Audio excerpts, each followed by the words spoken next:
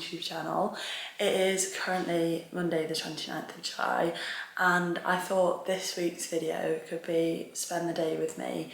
I have got the day off of work today because it is my birthday. I've got my friend here, it's currently just after 6, so she's still asleep but she's going to get up soon. We're going to go to the gym.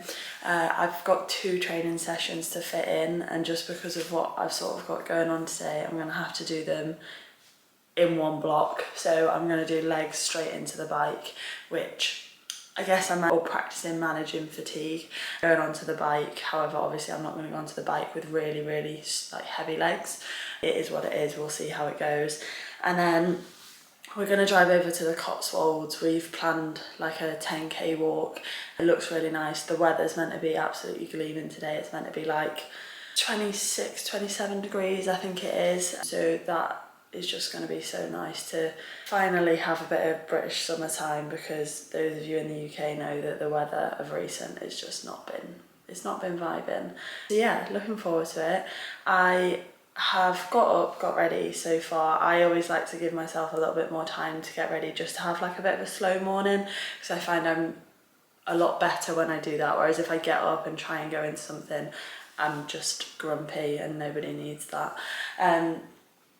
I am just going to make my daily stack, so I thought I would show you what it is. So first thing that I have is these vitamin supplements. They are from Sports Essentials and they're all Informed Sport tested, which being in the military, like your supplements have to be Informed Sport tested.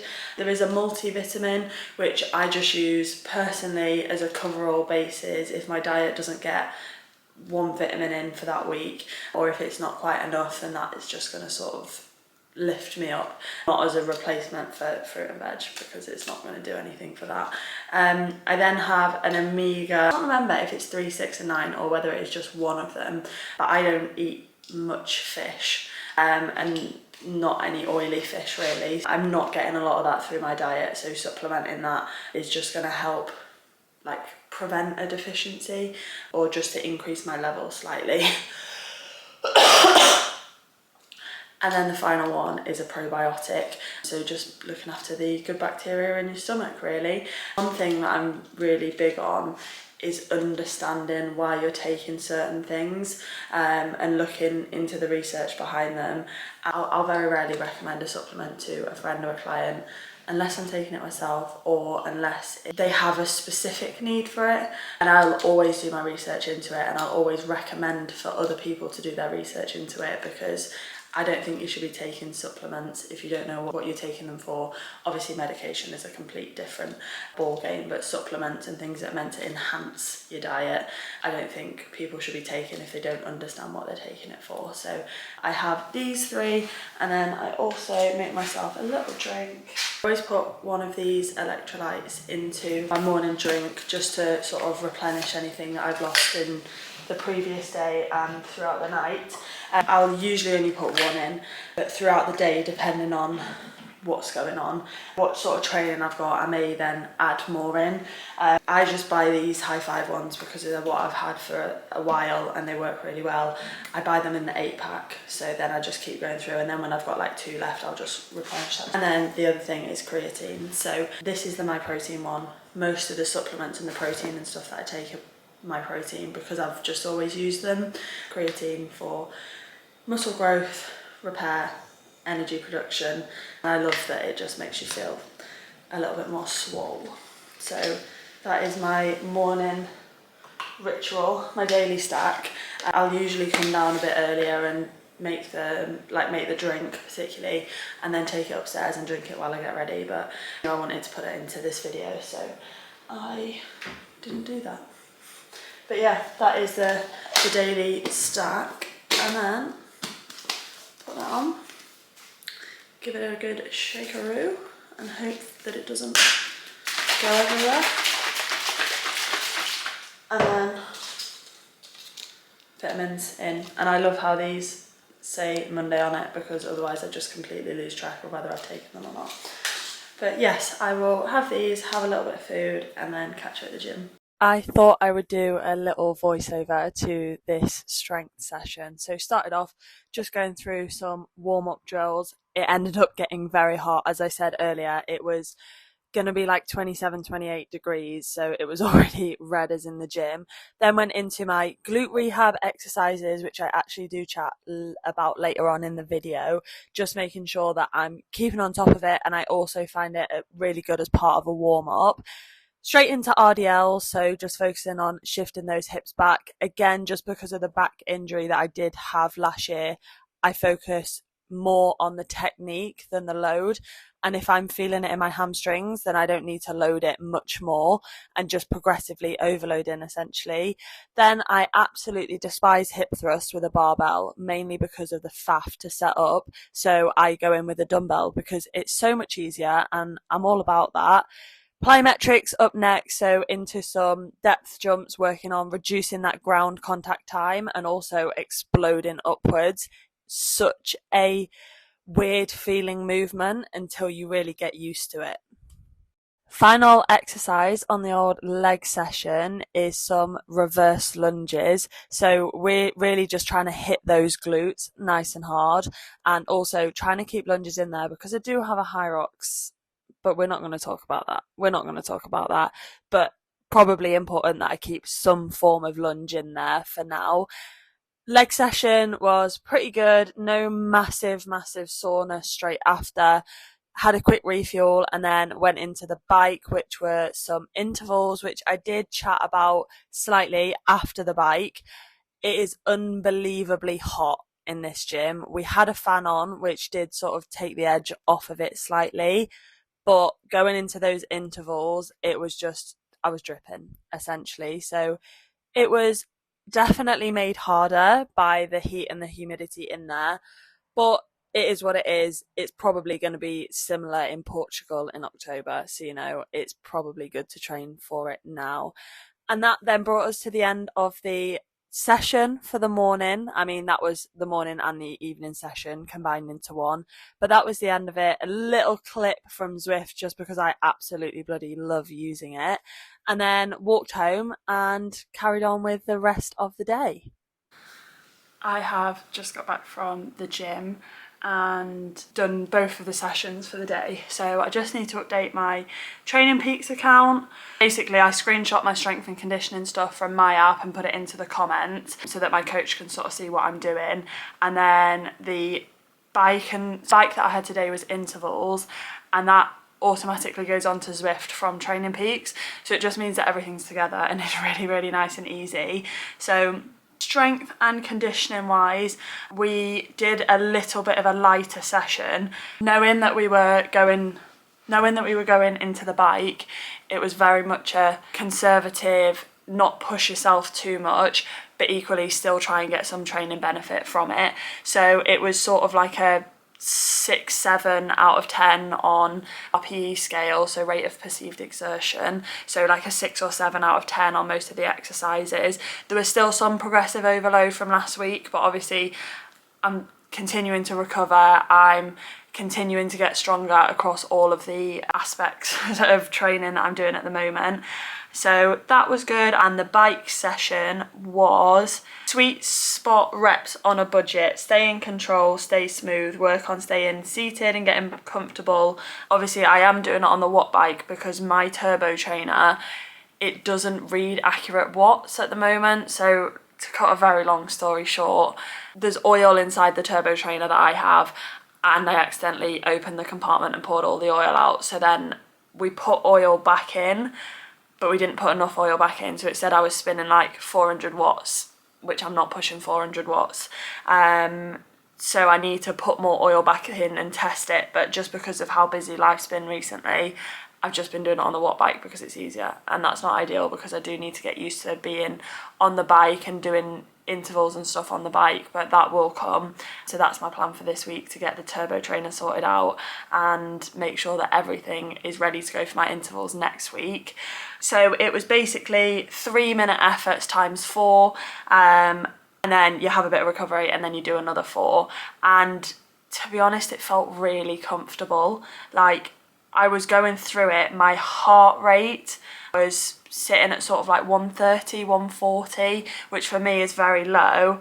I just felt really comfortable, and I think that was the culmination of all of the biking that I've done over the last sort of 2-3 weeks in one go, just making quite a lot of beginner improvements essentially. So yeah, really, really enjoyed that bike. Now I'm going to shower. I've just got back, watered the plants. It is absolutely glorious outside at the moment. Gonna have a quick shower, get changed, and then, as I say, we're gonna drive over to the Cotswolds. We've got a little walk planned, make a bit of stuff for a picnic as well.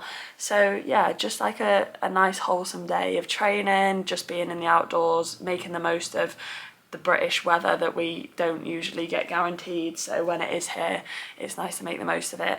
Eat lots of cake because that's what you do on your birthday, and yeah, just have a good time really. So I will probably catch you on the walk.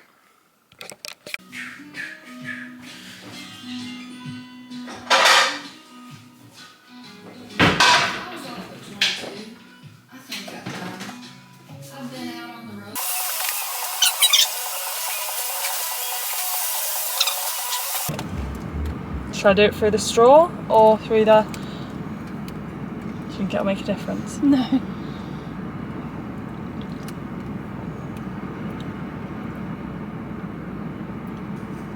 Yeah, disappointed? It's very similar, isn't it? It's more strawberry. To the Rosa. Yeah, it's a little bit sweeter. I think your description was very accurate. Well, that was disappointing, wasn't it?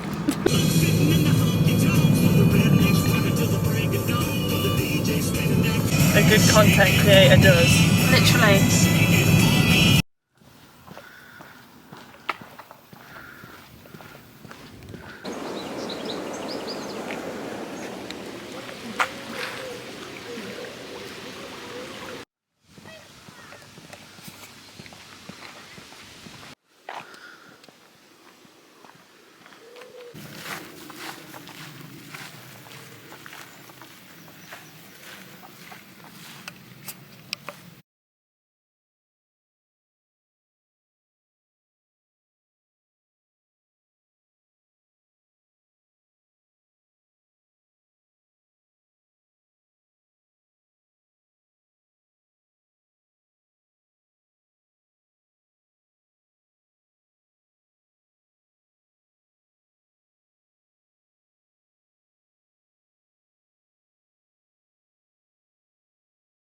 For those eagle-eyed amongst you, you may notice I'm not in my usual little spot, and that's because I'm at home.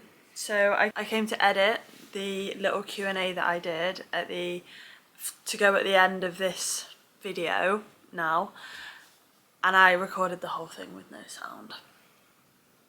So I absolutely love that for me. I filmed that on Wednesday, it's now Saturday evening, so I'm now gonna have to try and remember the questions. I wrote some of them down, like I've written some of them down, the ones that I know or can remember, so you're just gonna have to bear with me, and I can only apologise for that because I literally spent about 45-50 minutes going through some stuff. Yes, so we're gonna go into a little bit of a Q&A. Today I have been out on a bike ride.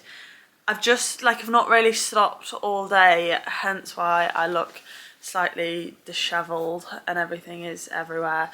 There was no way I was trying to make myself look any more presentable to sit down and film this part of the Q&A.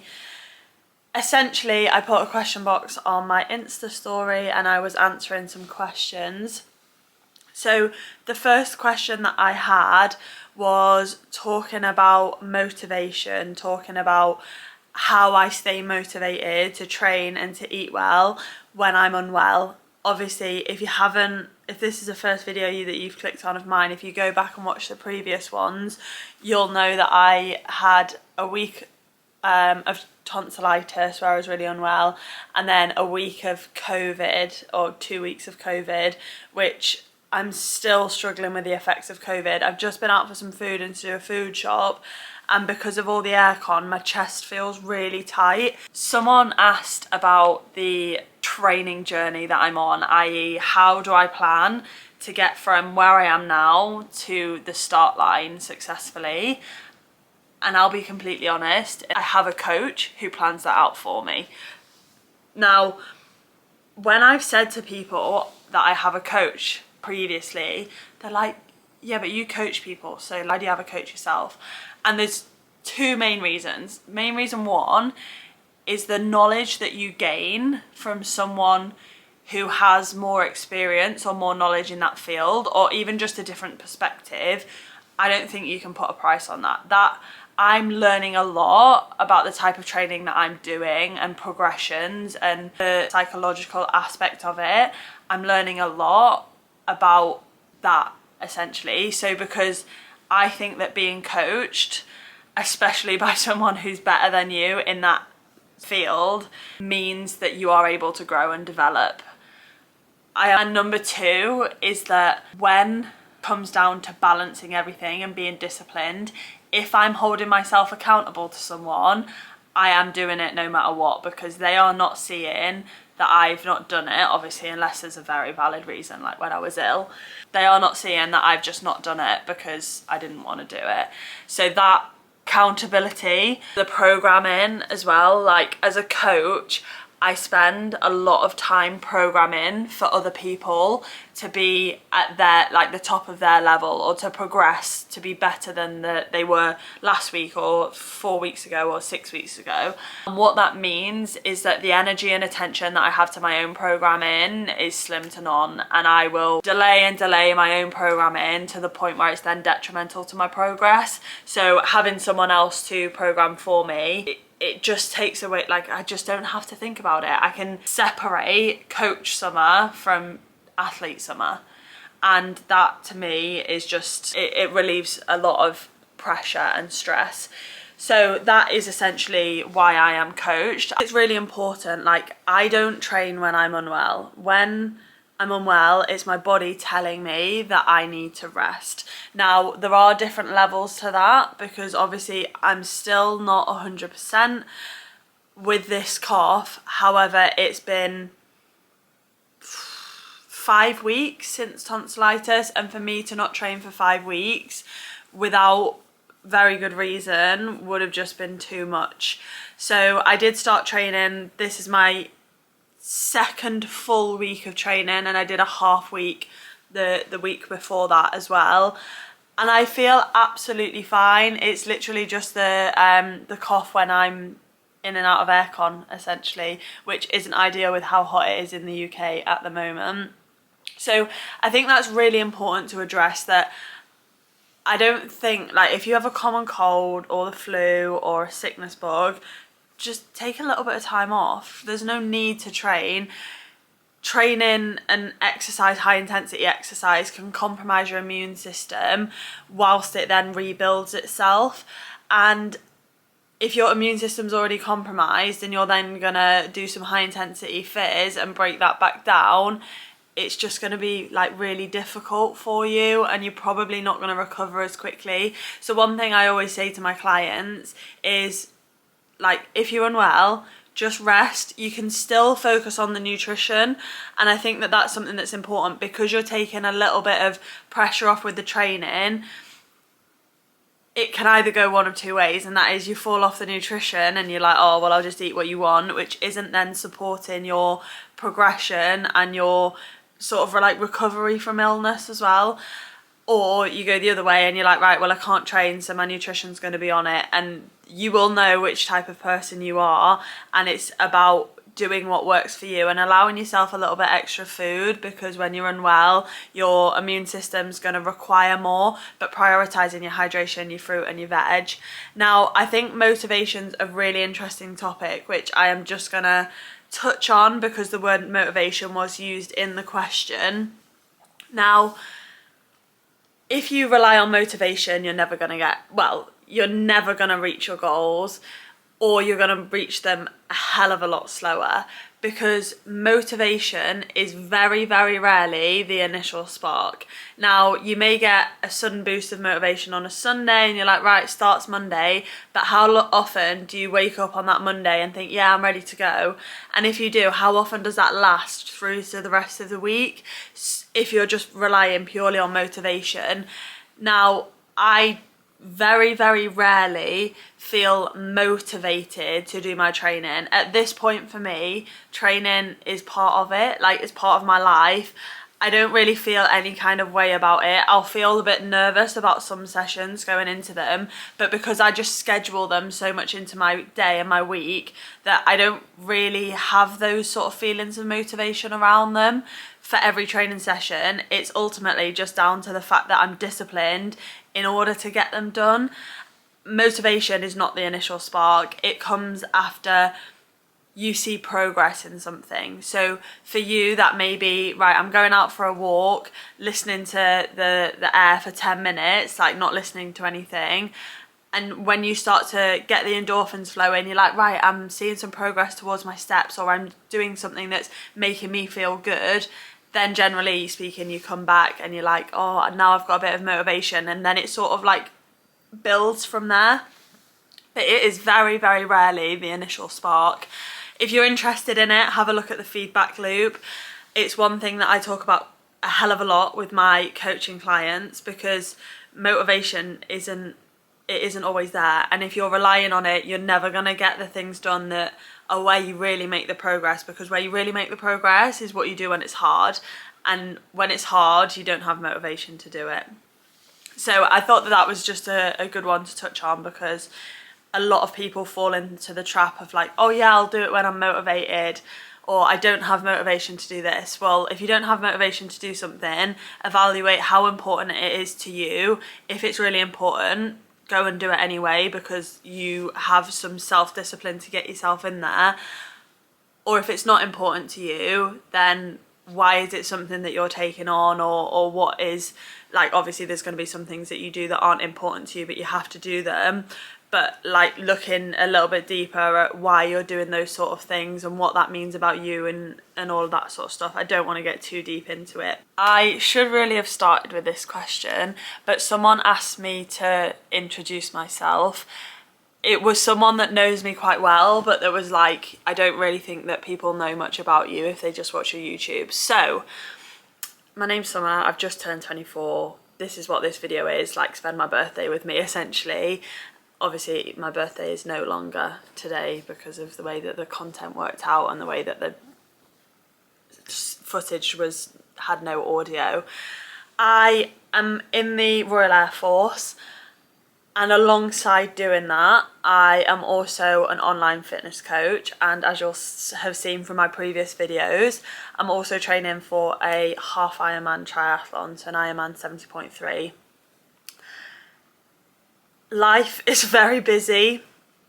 I try alongside all of that to manage friendships, manage relationships. Now I'm very lucky that my friendships that I have are either very low maintenance and they appreciate that I'm just a really busy individual, or we train together. So we catch up whilst I'm like ticking things off my to-do list, for want of a better phrase. But a lot of the people that I surround myself with are really into their training, so we can just combine those things. Now, I have always been into fitness. I come from a dance and gymnastic background, which a lot of people don't really know about me, but I danced for like 12, 13, maybe 14 years, and I did gymnastics for like 8 or 9 of them.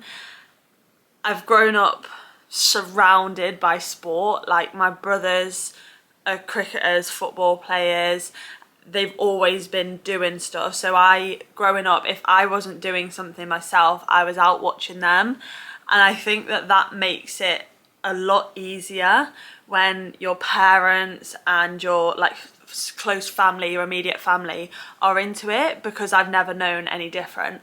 My mum is a runner. She's an ultramarathon runner. She's done loads and loads of marathons as well. She dabbles in all sorts. She's just finished Lakeland 50 as well last weekend, and she is absolutely insane. The challenges and stuff that she takes on. My dad has a more sort of rehab side approach to things. He is essentially he's had some long-term injuries that have given him a real interest in the sports therapy side of things. So that's him. He's done triathlons, he's really into his rowing now, so he's got a rowing machine that I know he goes on. So I genuinely think that the reason that I am the way that I am is because of them, because I've never known any different, which sort of leads me on to my next question, which is, how do I balance everything? And again, I think, like, my parents both work for themselves. It's what I've grown up around. They're both, my parents are not together anymore, but throughout like the first sort of 15, 16 years of my life, I've seen them working hard. Like, that was what I was surrounded by, and fitting in their training and making sure that they had plans and schedules for us to be able to fit stuff in alongside them as well. And I think that plays a massive part in it. It's like that nature versus nurture old debate. I definitely acknowledge that that plays a part in it. When I look at people that I've surrounded myself with previously and how they've been brought up and how I differ to them, I definitely have my parents to thank for like my work ethic. And when I look at my brothers, they're all working hard, like we're all very similar. I originally had a much easier way of balancing the military life with the coaching side of things in terms of a work aspect, because my previous job role wasn't as busy, and then I had the coaching on side which supplemented that. So I was still working a full-time job, but I had more capacity to do the coaching. And that basically then set me up, because then it's been a steady progression from there. As the coaching's built up, the job role that I'm in now is a lot busier, and at times, don't get me wrong, I'm like, why do I do this to myself? Why am I trying to spin 6, 7 different plates? But ultimately, if I didn't and I went home on an evening and sat there, I would literally twiddle my thumbs and be like the most anxious mess, because I'd be like, well, what am I going to do? So it's something that I love doing, is just keeping myself busy essentially. And I get different things from different parts of my work life. Like, being in the military, I get something completely different to the feeling that I get in coaching and helping these amazing individuals to achieve their goals and find the best version of themselves and become more confident and walk into that gym like they own the place and go for their first run, and all of that side of things that really then drives me, because I'm like, you know what, I'm helping these people do this, like, let's help more and let's get everyone in a position where they are looking after their health and fitness. And I think the passion that I have for it is just that's why I make it work. Like, I just fit it in. I am pretty rigid on my schedule. Like, don't get me wrong, there will be times where I flex and I move things around because I have to. However, in the week, I am pretty much on my own in the week. I get up early because I don't have to worry about anybody else. I then do coaching work or training before I go into work. I then go into work, have a lunch break where I either train or do some content or whatever it may be, and then I'll come home from work and I'll train or I'll do whatever it needs to be in the day. And I think it's really important to acknowledge that, yes, whilst I do that and I do work really hard to fit everything in, I also don't have kids or even a pet, anything that I am fully responsible for. Yes, I like to make sure that the house is clean and tidy because I'm the only one really that lives in it in the week, and that does take a bit of time, but I don't have any massive responsibilities that take up that much of my time in terms of like people or things that are relying on me.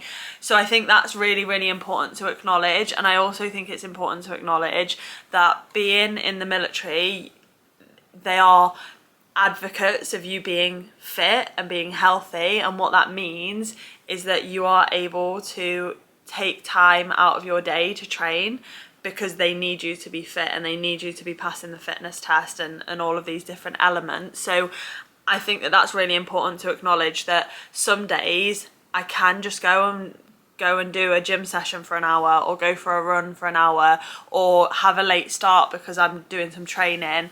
And I think that people don't sort of acknowledge how much freedom that actually gives you, because if I've got loads of things going on and I can just squeeze it in there, it just makes it so much easier. And again, just another little privilege and thing to acknowledge is that I work in a gym. So for me to go down into the gym and train, I don't have any commute. It's really, really easy. And I think that I'm not trying to do myself a disservice there and say that I don't work hard and I don't do this, because I absolutely bloody work so hard. However, there are things that make my position very unique compared to, like, if you're sat there like, well, I can't do that and fit all of that in. It's important for me to be like, well, this is a situation that I'm in, and I don't expect anyone to try and push themselves the way that, to do the things that I do. Yeah, so quick fire questions I'm not very good at, because I can chat for England. So, starting off, where do you see yourself in 5 years' time? This genuinely depends day to day how things have been with training, with work, with coaching. It genuinely depends day to day. The main thing for me is that if in 5 years' time I'm happy and I'm content and I'm spending time with my friends and family, that is ultimately what I care about most. I'm gonna leave it at that and keep it quick fire. So I'm gonna keep it quick fire. If you could do one exercise for the rest of your life, what would it be? Now, this is me going pure strength training, because I see like this question as exercise rather than like type of training. I would genuinely say a bench press. Now, bench press is the one thing that I've been able to do consistently throughout the 2 injuries that I've had of recent. So it's the best thing for me, really, and it's my strongest movement as well, relatively. What are your fitness goals? Now, I just, at this point, want to complete the 70.3 and enjoy it and not put any pressure on how I do, whilst also maintaining a base level of strength and not getting injured, is what I would say my fitness goals are. That is, yeah, I don't think that'll change. I'm really enjoying the training. Which is your favourite part of triathlon training? I can't say, which surprises me, because I never thought I'd see the day where strength training wasn't my favourite thing. But it's not. It's not. I'm enjoying the bike a lot more than I thought I would. I'm enjoying swimming, and my running feels like I'm getting fitter again. So I think because I'm seeing progress in all of them, I don't have a standout favourite. However, I've got no doubt that in a week's time, I've got the FTP test coming up, so I've got no doubt that that will change very soon. If I could go anywhere on holiday right now, where would it be? I don't know. A safari. Not necessarily a destination, but somewhere where there's a safari and I get to see lots of animals. I am a massive animal lover, and like, that's just the dream, a safari. And it is something that Albie and I have looked into and are planning to do, but we've just been like ticking other travelling destinations off that are a bit more budget friendly for now. Best piece of advice. This is a difficult one, and this is something I was actually thinking about on one of my longer rides recently, because I was thinking, this is not going to be quick fire, apologies. I was thinking about how people say you shouldn't make big life decisions indoors.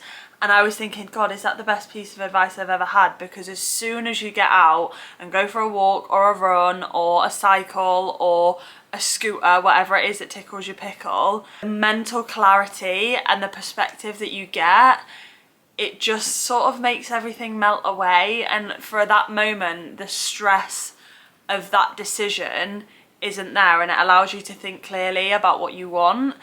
However, I don't think that is the best piece of advice I've ever been given.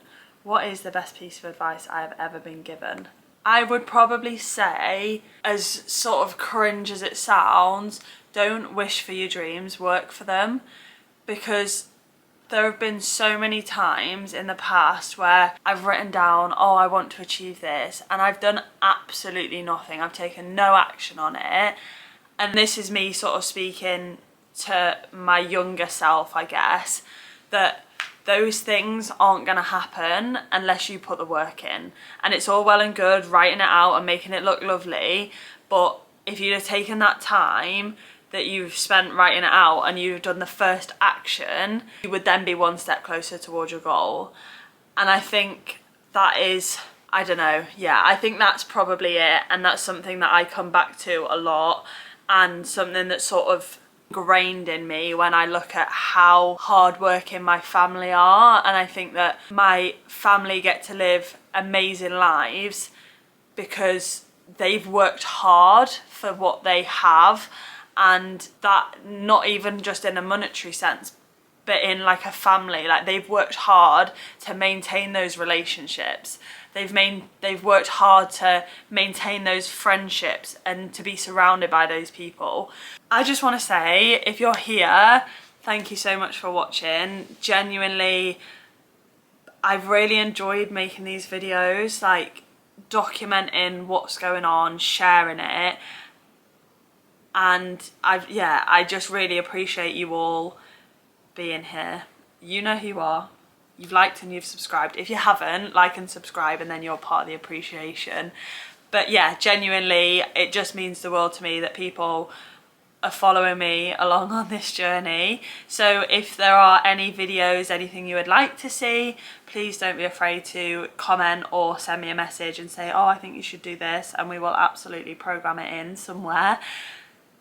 But yeah, thank you so much for watching. Don't forget to like and subscribe, and I will see you for the next video.